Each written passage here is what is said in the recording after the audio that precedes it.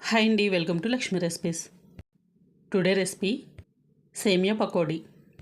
ఈ సేమియాతో వెరైటీగా, క్రిస్పీగా, టేస్టీగా సేమియా పకోడీని ఎలా ప్రిపేర్ చేసుకోవాలో ఈ వీడియోలో చూసేద్దాం పదండి.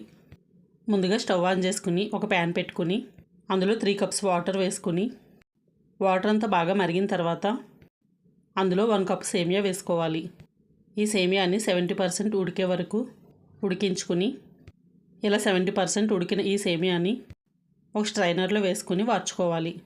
ఇప్పుడు ఒక మిక్సింగ్ బౌల్ తీసుకుని అందులో పొడవుగా కట్ చేసుకున్న ఆనియన్స్ని 1 కప్పు వేసుకుని, అలాగే పచ్చిమిర్చి, 1/2 టీ స్పూన్ జీలకర్ర, కొద్దిగా కరివేపాకు, చిన్న చిన్న ముక్కలుగా కట్ చేసుకున్న అల్లం, టేస్ట్కి సరిపడా సాల్ట్, 1/2 టీ స్పూన్ వాము, చిటికెడు వంట సోడా వేసుకుని అందులో 1 కప్ శనగపిండి వేసుకుని ఈ మిశ్రమాన్ని అంతా కలిసే వరకు చేత్తో బాగా కలుపుకోవాలి.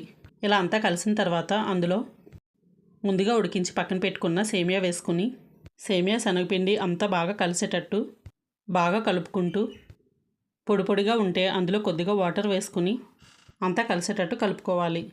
ఇలా అంతా బాగా కలిసి పిండి ఈ విధంగా తయారైన తర్వాత స్టవ్ ఆన్ చేసుకుని ఒక ప్యాన్ పెట్టుకుని అందులో డీప్ ఫ్రైకి సరిపడా ఆయిల్ వేసుకుని ఆయిల్ బాగా హీట్ అయిన తర్వాత ఈ మిశ్రమాన్ని ఈ విధంగా పకోడీలుగా వేసుకోవాలి.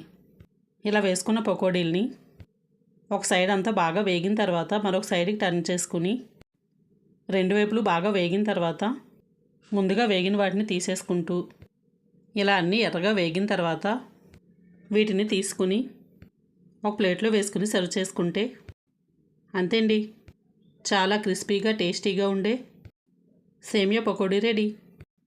ఈ వీడియో కనుక మీకు నచ్చినట్లయితే లైక్ చేయండి, షేర్ చేయండి, ఛానల్ని సబ్స్క్రైబ్ చేసుకోండి. మరిన్ని వీడియోల కోసం పక్కనున్న బెల్ బటన్ని క్లిక్ చేయండి. Thank you for watching.